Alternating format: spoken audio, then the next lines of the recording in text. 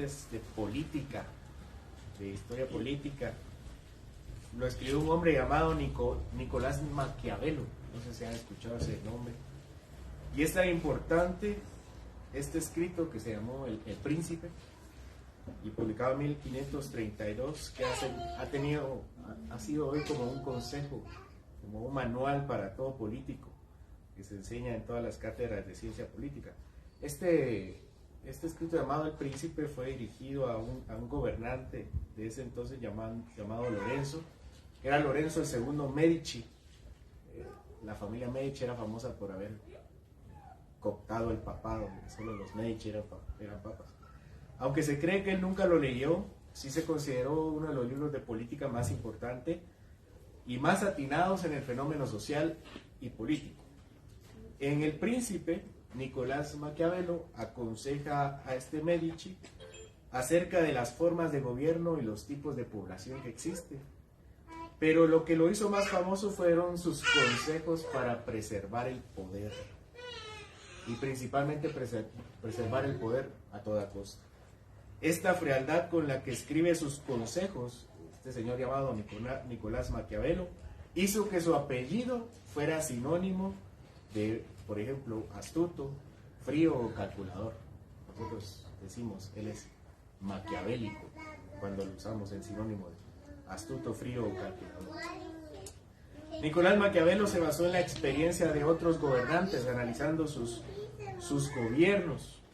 En el libro encontramos nombres importantes como Alejandro VI, Luis XII de Francia y Fernando II de Aragón. Y uno de los más importantes fueron los Césares, los gobernantes de Roma. Y César gira alrededor de nuestra enseñanza, de este texto que estamos viendo el día de hoy. Dice Nicolás Maquiavelo: conviene que el príncipe se transforme en zorro y en león, porque el león no sabe protegerse de las trampas, ni el zorro protegerse de los lobos. Hay pues que ser zorro para conocer las trampas y león para espantar a los lobos. Es una de las frases de Maquiavelo en su libro. Y Maquiavelo nace casi un milenio y medio después que nuestro Señor Jesucristo. Pero lo que está haciendo nuestro Señor Jesucristo es más o menos parecido al consejo que le da Maquiavelo a Lorenzo II Medici. Él conoce las trampas que los fariseos y los herodianos le están tendiendo, y así también espanta a sus enemigos. De hecho, Jesucristo mismo tiene una enseñanza similar en Mateo capítulo 10, versículo 16. Él le dice a sus discípulos: he aquí yo los envío como ovejas en medio de lobos, pues sean prudentes como serpientes y prudentes como palomas. Cristo estaba como oveja en medio de lobos, pero Jesucristo era un hombre sabio que sabía reconocer las trampas y ahuyentar a estos lobos. Una de sus enseñanzas también era la del mayordomo infiel, una enseñanza bastante polémica, y al final le dice a sus discípulos que los hijos del mundo a veces son más astutos que los hijos de Dios. Y aquí nosotros vemos, a partir de ahora, vemos unas conversaciones entre Jesús y sus adversarios, y cómo él sale librado como un verdadero hijo de Dios, como Dios mismo. Porque eso era lo que ellos querían. Ellos querían hacer caer a Jesús para matarlo. De acuerdo con la narrativa de Marcos, parece que este es el tercer evento sucedido en el mismo día. Este tercer domingo ya es el tercer evento del mismo día. Primero los sacerdotes, los ancianos y los escribas cuestionan la autoridad de Jesús, diciéndole: ¿con qué autoridad hace esas cosas? ¿Con qué autoridad enseña y hace milagros? Y Jesús los deja callados, diciéndoles: ¿con qué autoridad hacía Juan esas mismas cosas? En la segunda narrativa que vimos el domingo pasado, Jesús cuenta una parábola acerca de unos labradores que se habían quedado con la viña, habiendo matado a los mensajeros del dueño de la viña, y principalmente al heredero del dueño de la viña, refiriéndose a ellos. Al parecer, los ancianos, los escribas y los sacerdotes se retiran, y ahora van a plantear una nueva cuestión acerca del tributo. Por eso inicia el versículo 13, acompáñenme a la lectura. Dice, y le enviaron algunos de los sacerdotes y de los herodianos para que le sorprendiesen en alguna palabra. Al decir le enviaron, seguramente se refiere a los sacerdotes, a los ancianos o a los escribas, quienes debajo de Roma eran los más poderosos de Israel. Los sacerdotes, los ancianos, eran los personajes más importantes de Israel. Ellos envían a los fariseos y a los herodianos. Este primer grupo, los fariseos, seguramente formaban parte, eran ordenados por el Sanedrín. El Sanedrín era algo así como el Congreso de la República de Israel. Los ancianos que se cuentan aquí, junto con los sacerdotes, son los que envían a los fariseos. Los fariseos no eran gente tan importante. Los fariseos eran más bien una secta, unos discípulos, que tenían varios maestros, varios rabinos, pero no eran personajes tan importantes. Por eso el Sanedrín o los sacerdotes envían a los fariseos y también envían a los herodianos. Nos hemos topado anteriormente con los fariseos, hombres que pertenecían a un movimiento judío que buscaba vivir santamente y guardar la ley de Dios lo más fielmente posible, pero que habían terminado por guardar sus propias tradiciones. Y ahora vemos un grupo nuevo que se llaman los herodianos. Al menos es un grupo nuevo en nuestra lectura de forma explícita, porque hemos visto la figura política principal, que es Herodes. Los herodianos son los seguidores de Herodes. Y en el estudio de Marcos ya vimos a Herodes Antipas, cuando Juan el Bautista le dice, no te es permitido tener a la mujer de tu hermano. ¿Qué hizo Herodes? Le quitó la cabeza. Los herodianos eran los simpatizantes del gobierno de Herodes y de todos los Herodeses, toda la familia de Herodes. El Herodes, hay dos Herodes en la Biblia. Ahí está el primer Herodes que remoza el templo, lo hace más grande, lo hace más esplendoroso, y que intentó matar a Jesucristo cuando él nace, que es Herodes el Grande, Herodes primero el Grande, y que murió mientras Jesús era un niño. Y está este Herodes Antipas, asesino de Juan, que era hijo de Herodes el Grande, uno de los hijos. Y los herodianos eran todos los judíos partidarios de Herodes y de la familia que gobernaba, la familia de Herodes. El asunto aquí es que ni los fariseos ni los herodianos eran gobernantes, pero sí representaban a los que gobernaban a Israel. Los fariseos representaban al Sanedrín y los herodianos a Herodes. Y tanto el Sanedrín como Herodes estaban bajo las órdenes de un imperio más grande, que era el Imperio Romano. El Imperio Romano tenía un delegado ahí, y todos lo conocemos, ¿no? Se llamaba Poncio Pilato. Entonces digamos que estaban las autoridades casi al mismo nivel que era el Sanedrín y Herodes, y sobre ellos estaba Poncio Pilato, delegado del Imperio Romano, y sobre el imperio estaba Tiberio Julio César Augusto, uno de los Césares más importantes. Jesús se enfrentaría a los falderos de los gobernantes. Ellos no eran gobernantes, eran los que estaban a los pies de los que sí gobernaban, los fariseos y los herodianos. Hablar equivocadamente con ellos le traería la muerte a cualquiera de los que intentaran hacerles daño, al menos por parte de sus autoridades. Y era curioso porque los herodianos y los fariseos no se querían, no se llevaban. Representaban a dos autoridades en pelea, el Sanedrín y Herodes. El Sanedrín y los fariseos eran judíos que tenían amor a su patria y a su religión, y ellos odiaban trabajar con quienes no eran judíos. De hecho, los fariseos eran conocidos por despreciar a los samaritanos.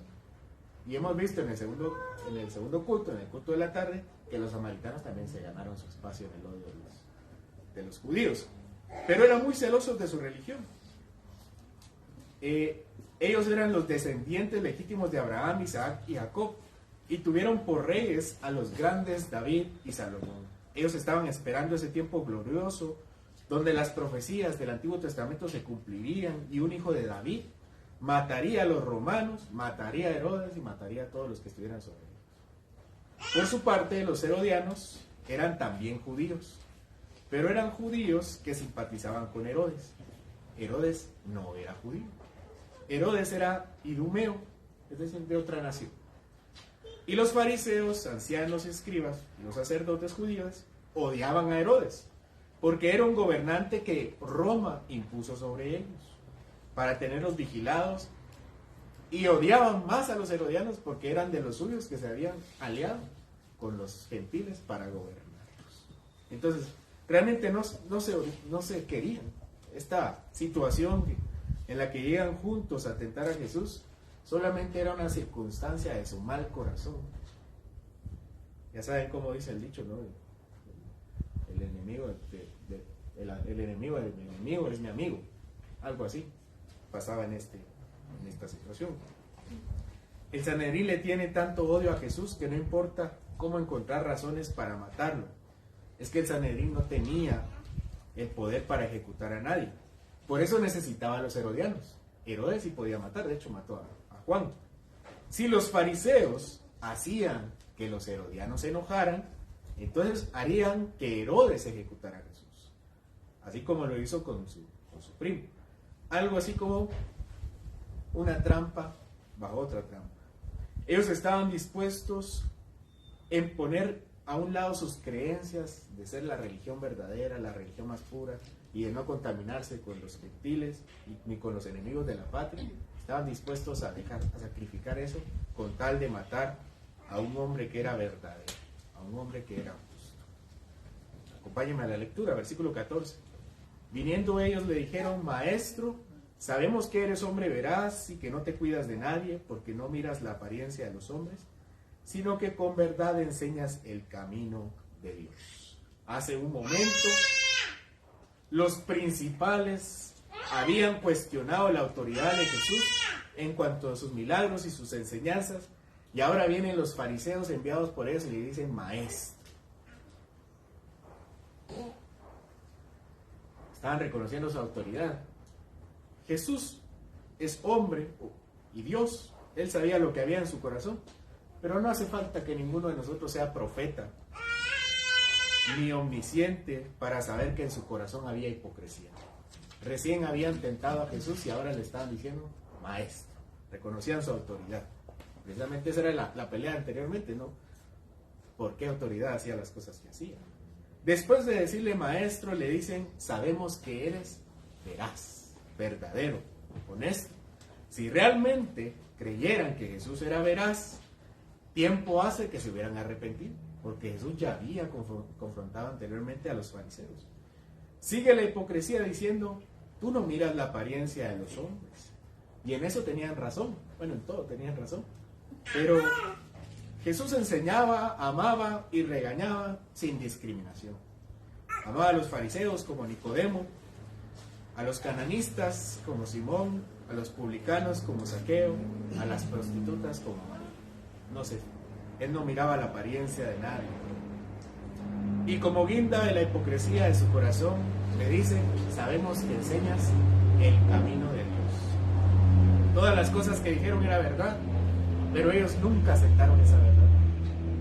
Y yo creo que Jesús no fue el único que, imaginen el momento, ¿no? Jesús escuchando las palabras y toda la gente que estaba alrededor, yo creo que tampoco les creyó lo que le estaban diciendo, ¿verdad?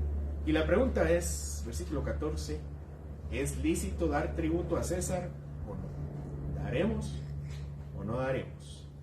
En palabras simples, contextuales, podría decirse: ¿está bien pagar impuestos?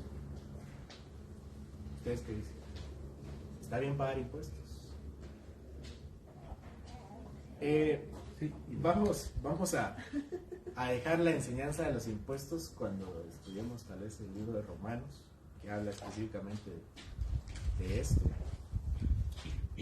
Porque la pregunta es un poco más complicada que pagar impuestos. Nuestros impuestos tienen un objetivo claro. Vean lo que dice Maquiavelo. Los hombres van de una ambición a otra. Primero buscan asegurarse contra el ataque y luego atacan a otros. Lo voy a repetir. Los hombres van de una ambición a otra. Primero buscan asegurarse contra el ataque y luego atacan a otros. Los fariseos no solamente deseaban que Jesús dijera si era beneficioso o no era beneficioso pagar impuestos. Ellos querían que él cayera. Ellos estaban cuidando mucho de no decirlo. Lo que querían era hacer que Jesús lo dijera. Nosotros sabemos que nuestros impuestos de alguna u otra forma regresan a nosotros en bienes y servicios, el alumbrado público, las calles, el agua entubada, el alcantarillado, etc. Pero en ese tiempo no era así. Estos impuestos no eran nuestros impuestos. El tributo tenía otra connotación. Y la ambición de los fariseos era que Jesús la hiciera ver y cayera. Ellos buscaron asegurarse contra el ataque, como dice Maquiavel, y luego atacaron. Los fariseos tenían una postura clara contra el tributo. Para los fariseos, pagar tributo era una vergüenza para Israel. Les recordaba que no eran libres. Les recordaba que estaban sometidos a un gentil que se hacía pasar por Dios. Porque César se hacía pasar por Dios. Y aparte les tocaba su bolsillo, ¿verdad? Creo que a nadie le gusta que le toquen el bolsillo. Maquiavelo también decía: los hombres olvidan antes la muerte de su padre que la pérdida del dinero. Es que así somos los hombres, ¿no? Nos duele más perder dinero, perder plata, que perder otras cosas que sí son importantes. Por eso muchas familias, ahí está el ejemplo que es a modo de chiste de las familias que se pelean la herencia. Prefieren sacrificar su hermandad antes que sacrificar el dinero. Maquiavelo tenía razón, los hombres olvidan antes la muerte de su padre que la pérdida del patrimonio. Y los fariseos se negaban a pagar los tributos, o querían negarse, porque la verdad es que nadie podía, porque les recordaba que estaban bajo César y porque les tocaba su bolsillo. El truco estaba en que los fariseos se cuidaban mucho de quejarse contra el tributo. Ellos no decían nada. Preferían descargar su enojo contra los cobradores. Por eso los fariseos y los israelitas en general odiaban a quienes cobraban los impuestos. ¿Quiénes cobraban los impuestos? Los publicanos. Y a ellos sí los despreciaban. No contra las autoridades, sino igual los pagaban, pero con mucho enojo. No fuera que Roma los condenara a muerte. Entonces, esa pregunta no estaba dispuesta a aclarar acerca de que ellos tuvieran verdaderas dudas si pagar o no pagar. Estaba supuesta a hacerlo caer. Para los israelitas, antes de ser deportados a Babilonia, los ídolos eran algo en común, ¿verdad?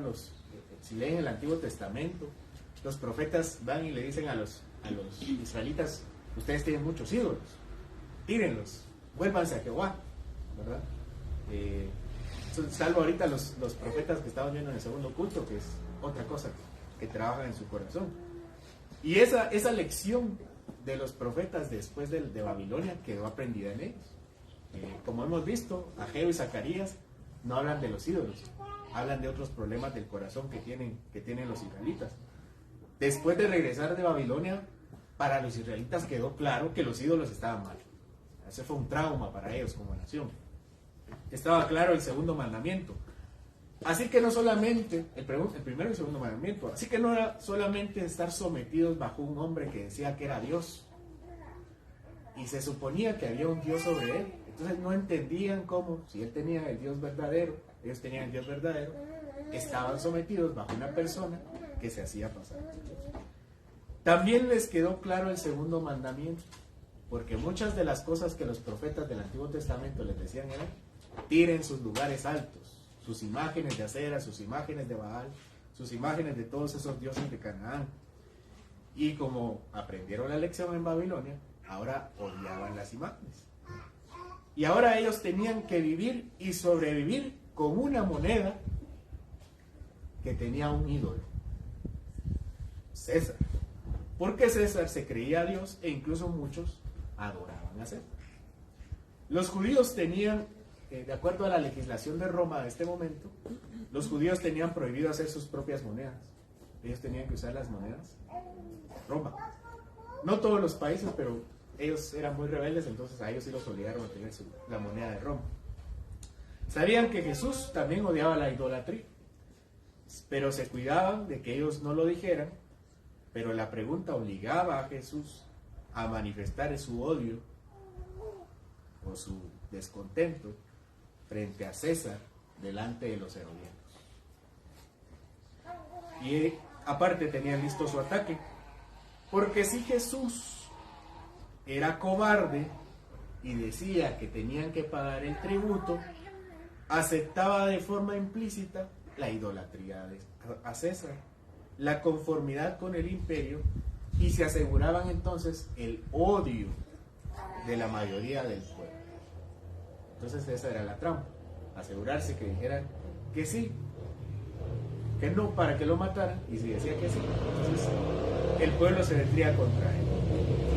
Vamos al texto, versículo 15. Mas él, percibiendo la hipocresía de ellos, les dijo: ¿por qué me tentáis? Traedme la moneda para que la vean. Ellos se la trajeron y les dijo: ¿de quién es esta imagen y la inscripción?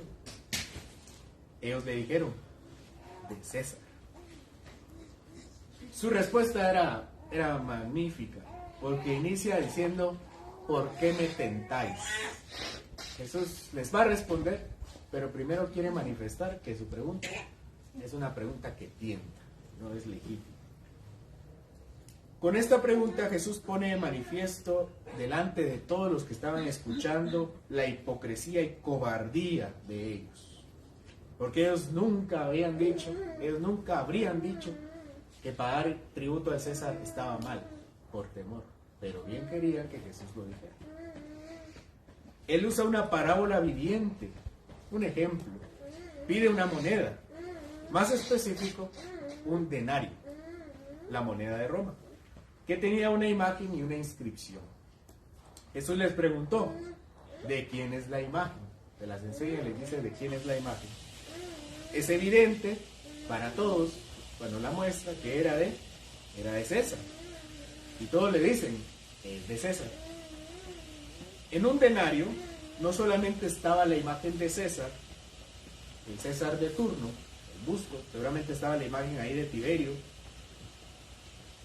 estaba toda su parte de arriba, y estaba también investido como un sacerdote romano.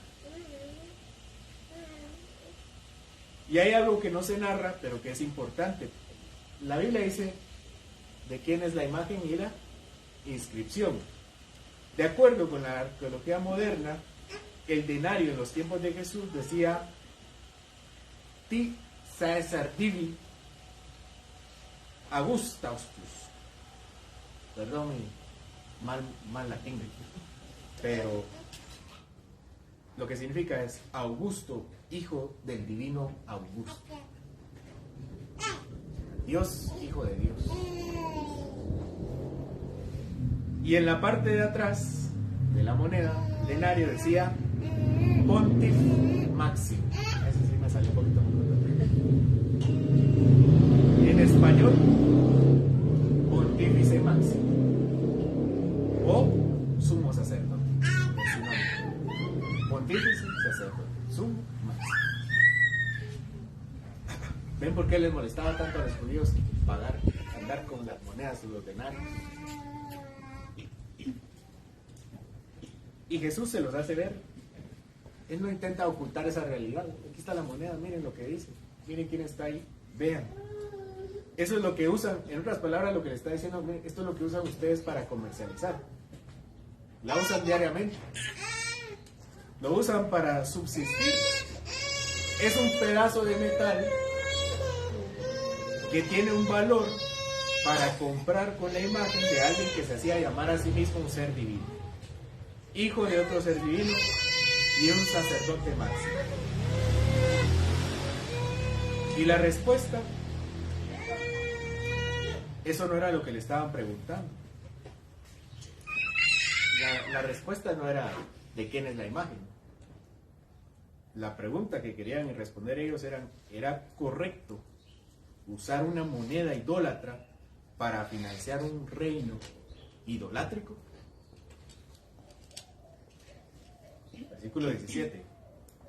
Respondiendo Jesús les dijo: dad al César lo que es de César y a Dios lo que es de Dios. Y se maravillaron de él. Ahora les pregunto yo, ¿qué es de César? ¿Qué les preguntó Jesús? ¿De quién es la imagen de la moneda? Entonces, ¿de quién es la moneda? De César. Al revés. ¿Qué es de César? La moneda. La moneda es de César, César está la moneda. Esa es la lógica, ¿no? Den al César sus cochinas monedas, si quieren verlo. Denle a César su pedazo de metal. Si él pide eso, denle el dinero, porque espiritualmente no tiene ningún valor. Pueden comprar cosas terrenales. Con ese dinero puede hacer muchas cosas, pero nunca comprará lo verdaderamente importante, que es la vida eterna. Dice Maquiavelo: un hombre que quiere ser bueno entre tantos que no lo son, labrará su propia ruina.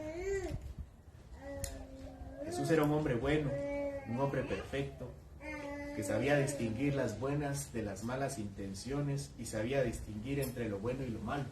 Para él no había problema en pagar tributo, ni tampoco en responderle las preguntas a los fariseos, o no respondérselas.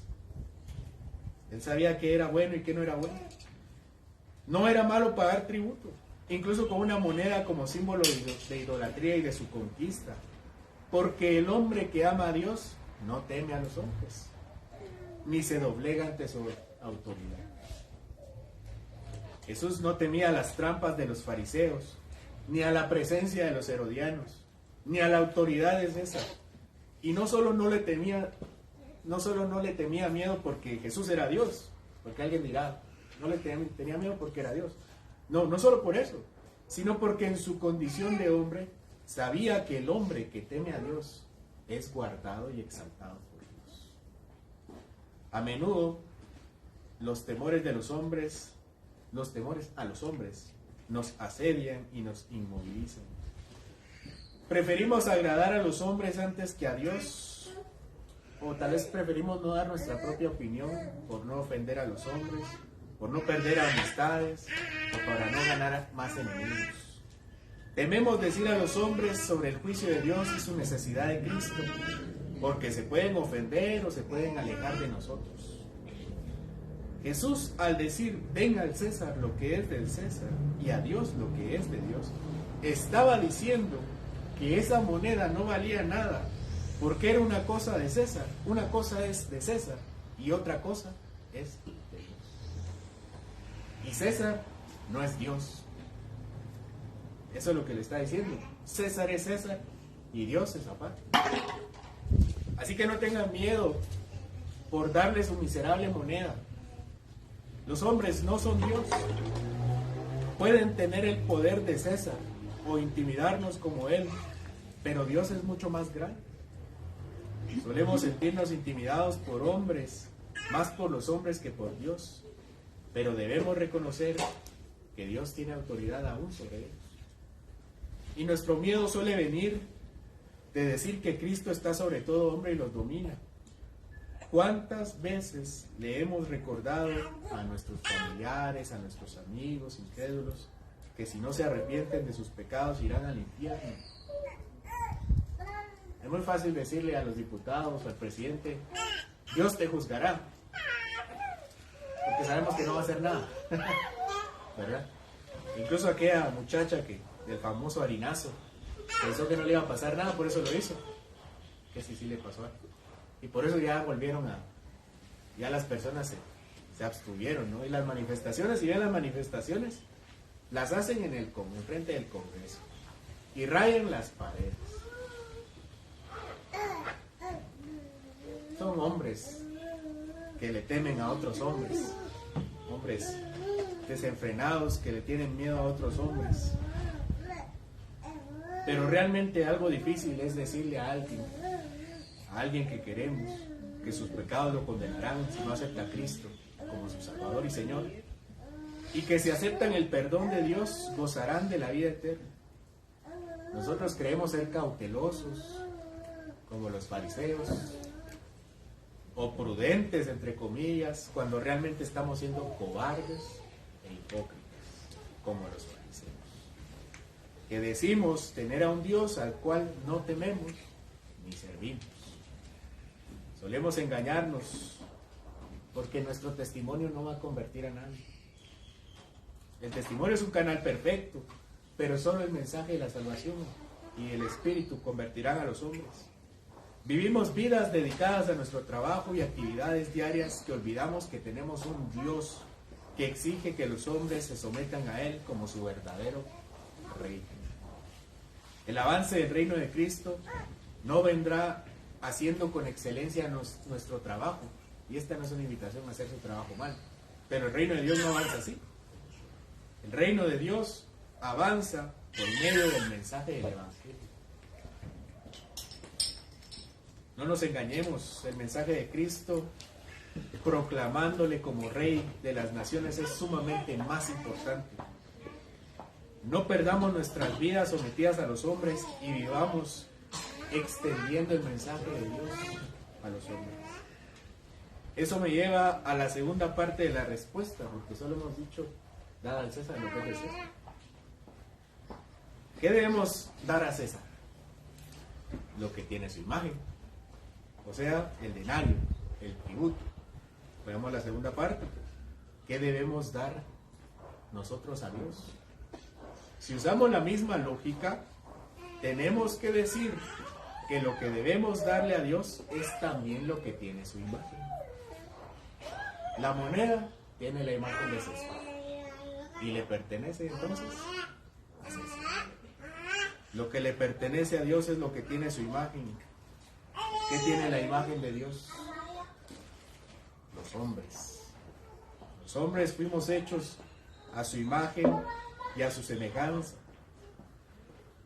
Una semejanza, una imagen que el pecado corrompió y que solo Cristo, imagen verdadera de Dios, puede restaurar y salvar. ¿Qué hemos hecho de nuestra imagen de Dios en nosotros? ¿Cómo la hemos corrompido?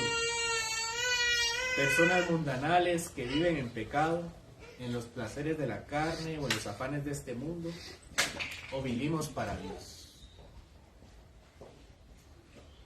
¿Realmente le hemos dado a Dios lo que es de Dios? La imagen de Él en nosotros, o sea, nosotros mismos, ¿se lo hemos dado a Dios? ¿O se lo hemos entregado al pecado, a nuestros placeres y a nuestros afanes del mundo? Dar a Dios lo que es de Dios significa dar nuestra vida, dar nuestro tiempo, dar nuestro dinero, dar nuestras fuerzas, dar todo lo que tenemos para el avance del reino de Cristo. ¿Cómo invertimos nuestra vida? ¿Cómo le pagamos tributo a Dios? ¿Cómo contribuimos a su ejército? ¿Cómo contribuimos a la conquista de este hombre que es mayor que César? No vengamos con engaños de que contribuimos al avance de Dios al vivir nuestras propias vidas, porque la forma en que pagamos el tributo a Dios es dando nuestra vida por el Evangelio, nuestra vida por el prójimo, por alcanzarlos, por servirlos, por tratar de tener una familia sometida a Él y por buscar tener un gobierno también que viva para Él, gobernantes legítimos. Eso es dar a Dios lo que es de Dios. Demos al César lo que es del César y demos a Dios lo que es de Dios. Oremos. Señor, sabemos que hay muchas imágenes en este mundo, muchos ídolos y muchas responsabilidades cívicas y civiles que tenemos, pero queremos reconocer que nuestra primera responsabilidad es contigo. Nosotros fuimos hechos a tu imagen y a tu semejanza, y en Adán fuimos corrompidos, y nuestros pecados siguen torciendo tu imagen en nosotros, siguen cambiando nuestro propósito, Señor, propósito de exaltarte y vivir para ti. Ayúdanos, Señor, a quitar las distracciones del mundo que nos impiden verte a ti y buscar tu reino, el pecado que nos asedia, Señor, las tentaciones, cualquier cosa, Señor, que se ponga entre tú y nosotros, Señor. Que aprendamos a reconocer nuestras responsabilidades con los hombres, pero también nuestra responsabilidad contigo. Que paguemos impuesto a quien merece impuesto, negocio a quien merece negocio, pero que paguemos a ti, Señor, nuestra adoración. Gracias, Padre, porque hemos podido apartar este día de la semana para ponerte a ti, Señor, una vez más como Rey de nuestra vida. Ayuda, Señor, a que nosotros trabajemos en contra de nuestros pecados y podamos reconocer que tenemos un Rey excelente, un Rey misericordioso, un Rey amoroso, un Rey sabio, un Rey que no mira las apariencias, sino mira el corazón. Ayúdanos a tener un puro corazón delante de ti. En el nombre de Cristo te lo pedimos.